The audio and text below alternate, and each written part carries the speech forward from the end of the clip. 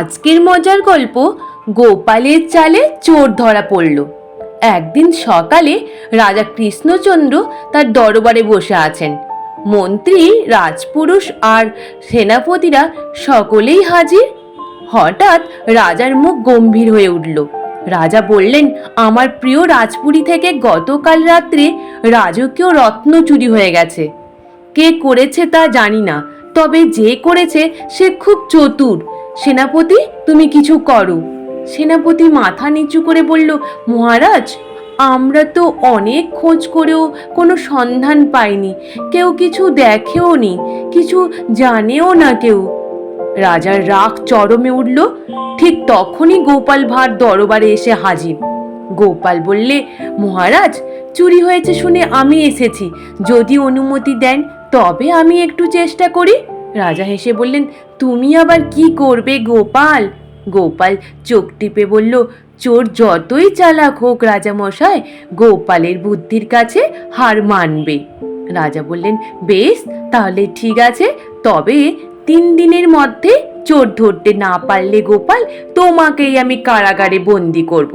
গোপাল মাথা ঝাঁকিয়ে বলল, ঠিক আছে মহারাজ, তাই সই। পরদিন সকালে গোপাল রাজপ্রাসাদের রন্ধনশালার পাশে একটা ছোট্ট মেলা বসালেন। সেখানে বিভিন্ন রকমের মিষ্টি, নানান ধরনের তাবিজ বিক্রি হচ্ছে। গোপাল নিজেই একটা পসরা সাজিয়ে বসে বললেন। সবচেয়ে মজার ব্যাপার, সে বলল, আমার তাবিজে এমন জাদু আছে যে চোর এটাকে ছুবে সে সঙ্গে সঙ্গে নাচতে শুরু করবে। খবরটা রাজার প্রাসাদের ভিতরেও পৌঁছে গেল। অনেকেই কৌতূহল নিয়ে এলো সেই তাবিজ দেখতে। গোপাল চুপচাপ সবার হাতে তাবিজ ধরিয়ে যাচ্ছে। কেউ নাচছে না, কেউ হাসছেও না, শুধু সবাই দেখছে। কিন্তু হঠাৎ একজন ব্যক্তি, রাজা কৃষ্ণচন্দ্রের ওই খাদ্য পরিদর্শক, তাবিজ ছোঁয়ার সঙ্গে সঙ্গে কাঁপতে শুরু করলেন।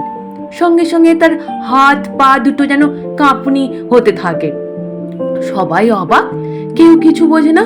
গোপাল লাফ দিয়ে দাঁড়িয়ে বললেন, এই তো চোর ধরা পড়েছে রাজামশাই। লোকটা থরথর করে কাঁপতে কাঁপতে বলে, না না, আমি চোর নই, আমি তো শুধু তাবিজ ছুঁয়েছিলাম। গোপাল বললে, তুমি এত জোরে কেন কাঁপছিলে?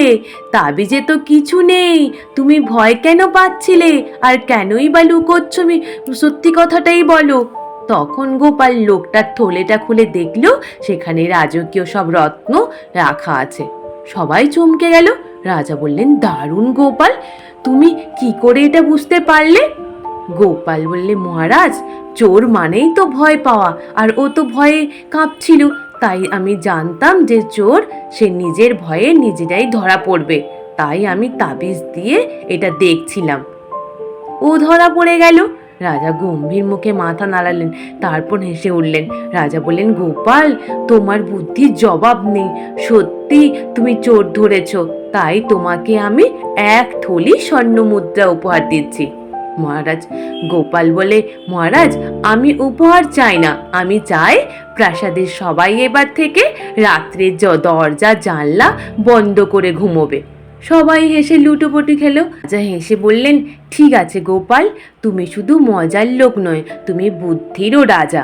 এইভাবে গোপালের চালে রাজপ্রাসাদ থেকে চোর ধরা পড়লো। রাজার মন ভালো হলো, আর গোপাল আবার প্রমাণ করলো, হাসি আর বুদ্ধি একসাথে থাকলে কোনো সমস্যাই থাকে না।